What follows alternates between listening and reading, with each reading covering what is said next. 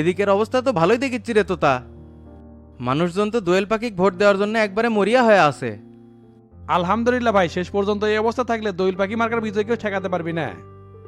আর ঢাকার খবর নিছিলেন, ওইদিককার কি অবস্থা? খোঁজ নিছি, সমস্যা নাই। শামসুর নামে যে মামলা হয়েছিল অগ্রিম 4 সপ্তাহের জামিন নিছে। এখন এর মধ্যেই ওই মামলা খায় ফেলাবি। আমি চিন্তাও করে পারছি না ভাই, প্রশাসন হাতে থাকতে কেমনে মামলা করার সুযোগ পাইল? ভালো মানুষের শত্রুর অভাব হয় না রে তোতা, এই দেশের সিস্টেমটাই দুর্নীতিগ্রস্ত। তুই এই দেশের যতই ভালো করবার চাস না কে, প্রশাসনের মধ্যে ক্ষতি করার জন্য খারাপ লোক থাকবেই। ঠিকই কোছেন ভাই, যুগে যুগে এই সিস্টেমের বিরুদ্ধে যুদ্ধ করবে যায় অনেক দেশপ্রেমিক মানুষেরা অকালে প্রাণ দিছে। ইতিহাস তাদের মনে রাখলেও এই জাতির ভাগ্যের উন্নয়ন এখনো হয় নাই। কেমনে হবি? দেশে তো ভালো লোকের চাইতে খারাপ লোকের সংখ্যাই বেশি। সমাজে যারা খারাপ মানুষ তারা সংঘবদ্ধ, আর ভালো মানুষরা তো সব বিচ্ছিন্নভাবে বসবাস করিচ্ছে। তুই আমি চাইলেও তো কোনো কিছু পরিবর্তন করতে পারতিস না। ইনশাল্লাহ ভাই, খালি একবার সুযোগ পাই নাকি আমি এই সিস্টেমের বিরুদ্ধে লড়ে দেখামো। ভাই আকাশ ভাই ফোন দিছিল, ওরা নাকি লোকজন নিয়ে শাহজাহানপুরের দিকে যাবে। আচ্ছা ওরা যাক, আমরা এখান থেকে সরাসরি বগুড়া ঢুকবো। আমাদেরও কি সাধারণপুর যাওয়া লাগলো নাকি ভাই? না, আজকে আর যাওয়ার দরকার নাই। নির্বাচনের আগে আগে আরেকবার যাবো শাহজাহানপুর, তাহলেই হবি। কে রে, লোকজনে কি খাওয়া দাওয়া করা সুরে ডন? গোল্লা একটু হোটেলে লোকজন নিয়ে ঢুকছে ভাই, ওটি খাওয়া দাওয়া করাচ্ছে। আচ্ছা তুইও যা, টাকা পয়সা গোলার কাছে আছে, ওর থেকে খরচ করবি নি। ঠিক আছে যাচ্ছি।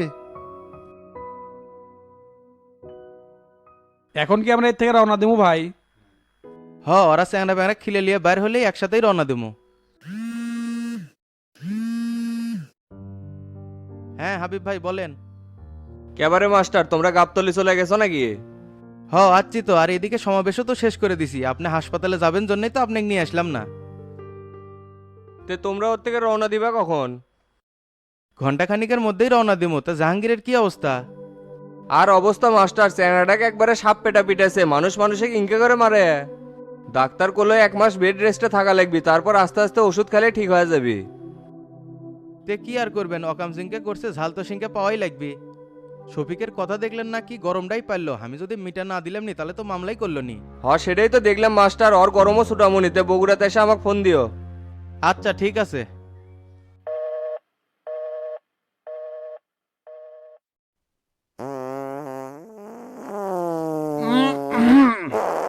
শালা বাড়াই নাকি, আটকে গেল নাকি? কেরে জাহাঙ্গীর, হয়নি এখনো? বাথরুমের থেকে বাড়াস না কে?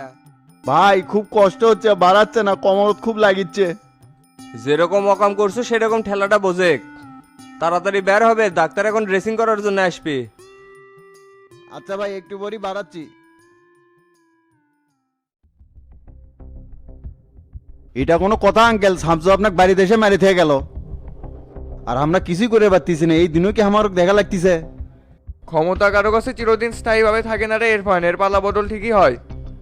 শামসুর খবরদারি একদিন ঠিকই বন্ধ করে দেবো, তখন বুঝবি এই মোল্লা কি জিনিস।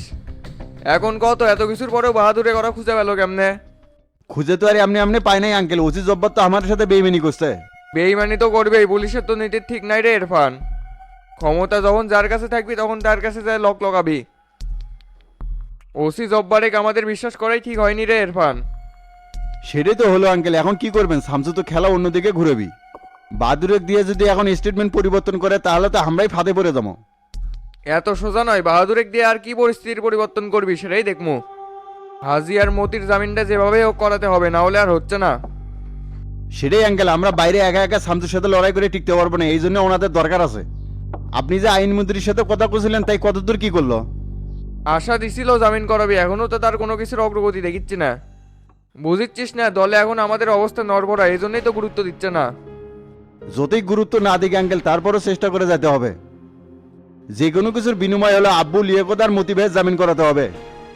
চেষ্টা তো আর কম করলাম না, সেটা তো দেখতে পাচ্ছ, কিন্তু কোনো দিকেই তো কোনো কুল কিনারা খুঁজে পাচ্ছি না। এগুলো করে আর হবি না আঙ্কেল, আমার মনে হচ্ছে মাঠ থেকে কাউকে ফালাতে হবে, না হলে খেলার মোড় আর ঘুরেন যাচ্ছে না। এইভাবে মেয়ামেও করে থাকলে শেষ পর্যন্ত দেখবেন হামাকেরই আর অস্তিত্ব নাই। শামসুর সুযোগ বুঝে সব বিলীন করে দিবি, তখন হামাকের আর কিছু করার থাকবি না। না না ইরফান, এখন কোনো খুন খারাপই করা যাবে না, এগুলো করেই আমাদের অবস্থান এইরকম হচ্ছে। তাই মাথা ঠান্ডা করে খেলতে হবে, ধৈর্য হারালে হবি না।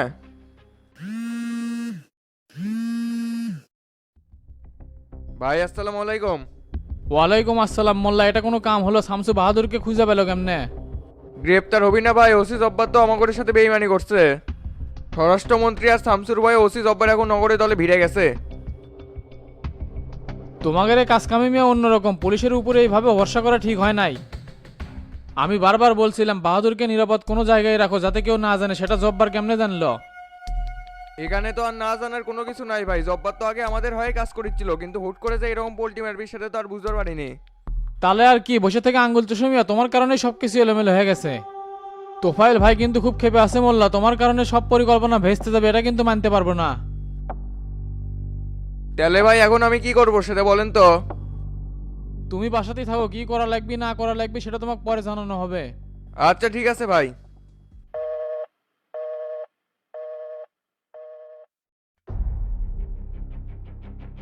শামসু কেমনে খেলা অন্যদিকে ঘুরে দিল দেখলেন ভাই? খেলার এখনো কিছুই হয়নি, হানিফ বাহাদুরকে গ্রেপ্তার করে কোনো কিছুরই পরিবর্তন করতে পারবে না। স্থায়ী মিটিংয়ে শামসুর খেল এবার খতম হয়ে যাবে। সেটার অপেক্ষাই তো করতেছি, তবে মোল্লার উপরে এইভাবে ভরসা করা আমাদের ঠিক হয় নাই। এই লোকের কারণে বারবার আমরা পরাস্ত হচ্ছি। এখানে তোমারও ব্যর্থতা আছে, মোল্লার উপরে সব দায়িত্ব ছেড়ে দিছিলা কেন? আমি বারবার বলছিলাম বাহাদুরকে আমাদের হেফাজতে নাও, সেটা না করে তুমি হাজি বাড়িতে কেন রাখছো? তখন তো আর বুঝতে পারি নাই ভাই এইরকম হবে। যদি জানতাম তাহলে কি আর এরকম হতো? তবে এবারকার অধিবেশনে মোল্লাকার সেক্রেটারি পদপ্রার্থী বানানো যাবে না ভাই? হ্যাঁ সেটা তো অবশ্যই, মোল্লাকে আর কোনো প্রকার চান্স দেওয়া যাবে না। রাজনীতিতে সবসময় স্রোত নিজের অনুকূলে আসে না, অনেক সময় বিপরীত দিকেও যায়। এটা সহ্য করতে পারলে হানিফ কাঙ্ক্ষিত অবস্থানে পৌঁছানো যায়। এত কিছুর পরেও সভাপতি কেমনে শামসুর পক্ষ নেয় সেটাই এখন দেখার বিষয়। এই জন্য ভাই সবার সাথে আবার আমাকে বসতে হবে। মিটিংয়ে চূড়ান্ত সময় যেন কেউ পোল্টিবাজ না করতে পারে, সেই জন্য আমাকে আগে থেকে ব্যবস্থা করতে হবে। আচ্ছা ঠিক আছে, তুমি কি ওদের সাথে কথা বলছো? ওরা কি আসবে ওখানে? জি ভাই, আমি সবাইকে ফোন করে ডাকছি, আমরা গেলে ওখানে কথা শুরু হবে। আচ্ছা ঠিক আছে, তাহলে এখনই রওনা দিই, চলো।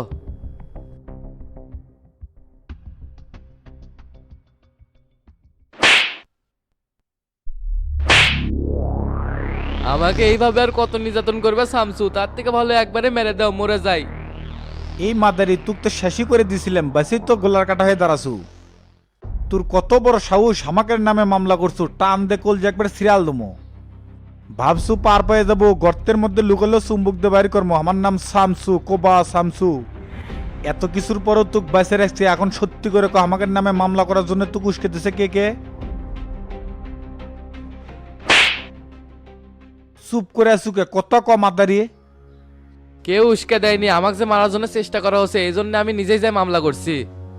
সেটা তো আর এমনি এমনি করা হয়নি বাহাদুর। ষড়যন্ত্রকারীদের সাথে যে জোট বাঁধে সরকারকে হটানোর পরিকল্পনা করছিল, এই জন্যই তো এটা করা লাগছিল। ভাগ্যের জোরে বেঁচে গেছো সেটা ঠিক আছে, কিন্তু স্বভাব তো পরিবর্তন করতে পারোনি। এইসব না করে যদি সুষ্ঠুভাবে রাজনীতি করতে তাহলে তো মাইনাস করার পরিকল্পনা করতাম না। এর প্রতি আলাদা কোনো সিম্পিতি দেখানোর প্রয়োজন নাই সেলিম ভাই। কক্সবাজারে পুলিশ যখন এক গ্রেপ্তার করছিল তখন এক শেষ করে দেওয়া উচিত ছিল। এই মাদারি তুই কি এখনো চুপ করে থাকবো? পেছন থেকে কেরা উস্কে দিছিল সে বাপগুলোর নাম কি কবু না? আর তুই হাজির বাংলাতে কিভাবে গেল? মোল্লা কি তুক সাপোর্ট দিয়ে কাম করাছে? হ্যাঁ, মোল্লা ভাই আমাকে আশ্রয় দিছে আর মামলা করার জন্য তাই করছে। তার মানে মোল্লা তুক ইরফানের মাধ্যমে থাকার জায়গায় করে দিছে যাতে তুই কেউ খুঁজে না পায়। আর তলে তলে তুক দিয়ে মামলা করাছে যাতে আমরা সিপেত পড়ে যাই। সাবাস, ভালো খেলা শুরু করছিল কিন্তু শেষ করতে পারলু না। তোদের ভাবা উচিত ছিল তোরা যদি 40 পাতায় পাতায় এ শামসু চলে শিরেই শিরেই। তোর মোল্লা বাবেক যে এলোপতি ডোজ দিয়েছি না, মরা পর্যন্ত মনে রাখবি। আর হাজি সিদ্দিকের বেটা তোর সাথে মিলে কি পরিকল্পনা করছিল? কোনো পরিকল্পনাই করেনি, ওরা খালি মামলা করতে সহযোগিতা করছিল। সহযোগিতা করে আর কি লাভ আছে বাহাদুর? এই চক্র থেকে বের হতে পারবে না, জীবন দিয়ে এটার মূল্য চোকাতে হবে। আমি খুব ক্লান্ত সেলিম ভাই, আর পারতেছি না, রাজনীতি ছেড়ে দিয়ে দেশ থেকে চলে যাবো, আমাকে এইবারের মতো ক্ষমা করে দেন। এত দয়ালু আর হচ্ছি না, তুই কি কারণে ক্ষমা করবো সেই সিমটমই তো পাচ্ছি না। তোমরা যা করবে শামসু তাই করবো, তারপরে এই অত্যাচার আর নিতে পারতেছি না। একটা উপায় আছে, তুই যে আমাকে নামে মিথ্যা মামলা করছিস এটা পুলিশের কাছে স্টেটমেন্ট দিব। আর মামলা করার জন্য তুই যারা যারা উস্কে দিছে তাদের নামও পুলিশের কাছে বলে দিব। আর 2024 সালে তুই আর মোল্লা মিলে যে আমাকে কিডন্যাপ করছিল সেটা দায়ভার স্বীকার করে নিব। আমি তো এটার সাথে সম্পৃক্ত ছিলাম না শামসু, মিশা এমনি একটা কথা বলবো কেন? তরিকুল আর মোল্লাক ফাঁসাতে গেলে তোর মিথ্যা কথা বলাই লাগবি, না হলে তুই বাঁচতে পারবো না। চিন্তা করিস না, তুই যদি এই মোতাবেক স্টেটমেন্ট দিস তাহলে 1-2 মাসের মধ্যে জামিন করে দেশের বাইরে পাঠিয়ে দেবো। রাজি হয়ে যাও বাহাদুর, এই সুযোগ কিন্তু বারবার পাবা না। ভাবে দেখো, এই মোতাবেক কাজ করলে কিন্তু তোমারই লাভ আছে। ঠিক আছে সেলিম ভাই, আপনারা যেটা করবেন আমি সেটাই করবো। শামসু একতালে লোকাবে পাঠিয়ে দিয়া সবকিছু প্রসেসিং করবে কই? আরে না, এক দাগে সংবাদ সম্মেলন করা লাগবে, সেই ব্যবস্থা করেন। এই তুই যা যা বলে দিছি সেইভাবেই বলবো, যদি 19-20 হয় তোর খেল কিন্তু খতম করে দেবো। মনে রাখিস সেই শামসুর কিন্তু এক জবান, কথার সাথে মিল না হলে খারার উপর কিন্তু কপাল ফুটো করে দেবো। আচ্ছা ঠিক আছে।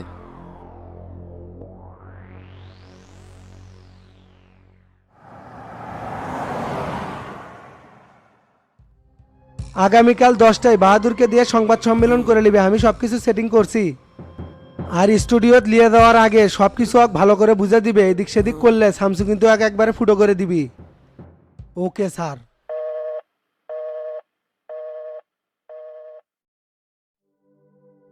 কেরে তোর বাথরুম ক্লিয়ার হচ্ছে?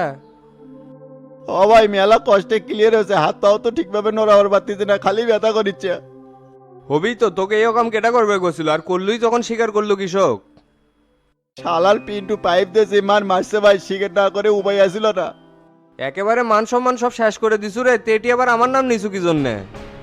আমি একবারও আপনার নাম নেই, ওরা তো জোর করে আপনার নাম বারবার করছিল। তবে আমি শক্তভাবেই করছি, হাবিব ভাই এ ব্যাপারে কিছুই জানিচ্ছিল না। হোসে একবারে বাহাদুরের কাম করে ফেলাছু, পিন্টুর মতো চ্যাংরা তোকে ধরে নিয়ে যায় জুত মতো পিটালো। এটা তো আমার জন্য খুব লজ্জার বে, মান সম্মান একবারে মাটির সাথে মিশে দিলু। এই প্রতিশোধ আমি ঠিকই নিব ভাই, আমার নামও খুশি জাহাঙ্গীর, খালি একটু সুস্থ হয় নেই। তুমি সেই কামান দিবে, তুমি যে কত বড় মদ্দা সেটা দেখা শেষ। সামান্য একটা কামই ঠিক মতো করতে পারিস না, আবার বড় বড় গপ্প মারা শুরু করছু। শালা তুই কত কোন কামটা এই জীবনে ঠিক মতো করছু, সব জায়গাতেই তো কট খাছু। কেরে আমি যে একজন জেলার সেক্রেটারি, সেই সেটা মতো ধরে রাখতে পারিস না, একবারে পানির সাথে সব মিশে ফেলা দিয়েছিস। তাহলে তুই এখন একটু রেস্ট নে, আমি ডাক্তারের সাথে কথা কয়ে আসি, দেখি কখন ড্রেসিং করে দিবি। আচ্ছা ভাই ঠিক আছে।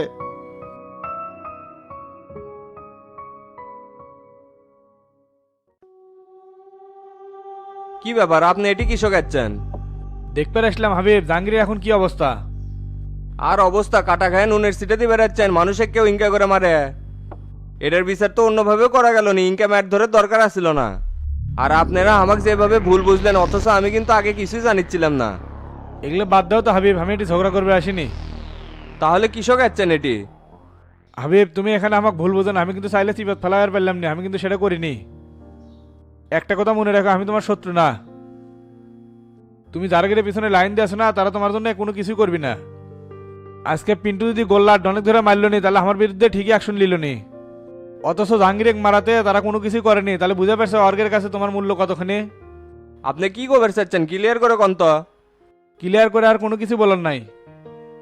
হাসপাতালের সব খরচ টরচ আমি দেখবো না, আর সন্ধ্যাবেলা তুমি আমার সাথে দেখা করো, তোমার সাথে আলাপ আছে। কে আপনার সাথে দেখা করা লাগবে কি জন্য, আবার কিসের নতুন ফোন দিয়ে আটতেছেন? আর এখানকার কোনো খরচ আপনার দেওয়া লাগবে না, হাবিব মরে যায়নি, এখনো বেঁচে আছে। ঠিক আছে, তবে ঠান্ডা মাথায় চিন্তা ভাবনা করে দেখো, আমার সাথে দেখা করলে তোমারই লাভ আছে। থাকো, আমি গেলাম, আর পারলে সন্ধ্যার দিকে আমার সাথে দেখা করো।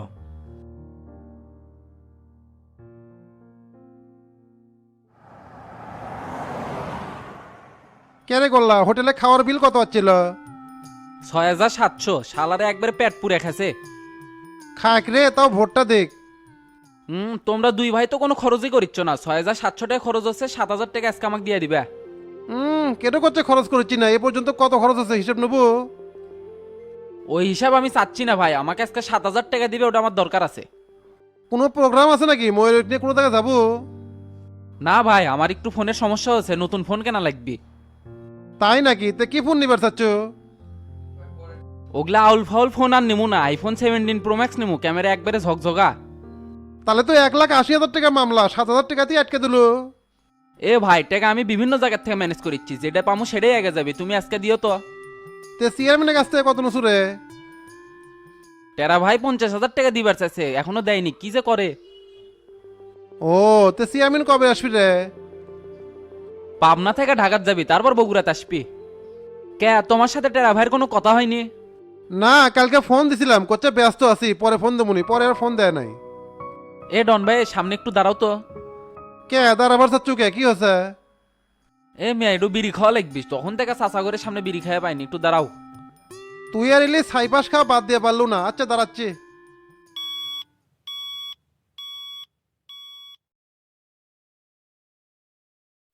মাই কি হলো, পেট্রোল আনছ?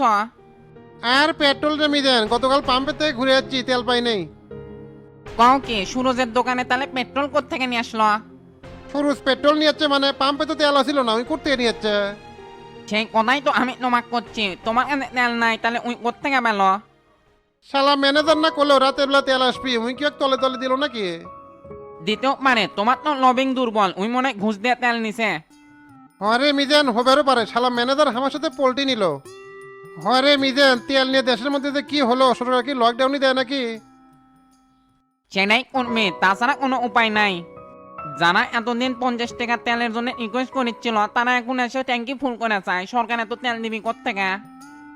ঠিকই কছু, বাঙালির নল্লিভরণ এত সহজ না। এই যুদ্ধ না থামলে দেশে লকডাউন দেওয়া ছাড়া কোনো উপায় নাই। তে গোল্লারা কি গাবতলি থেকে আসছে রে মিজেন? রওনা দিছে মাই, এস্তারও ঘন্টাখানিক লাগতে পারে। তে নাই হোক মাই, এক প্যাকেট মেনশন দাও, মানে যা বসে থেকে খাই। বাবা, এক প্যাকেট পেনশন নেবো, তোর তো দেখি ভালোই উন্নতি হচ্ছে রে। ও মাই, এখন আর মেনশন তারা খাই না, তারা নাও চলে যাবো। আচ্ছা দাঁড়া দিচ্ছি।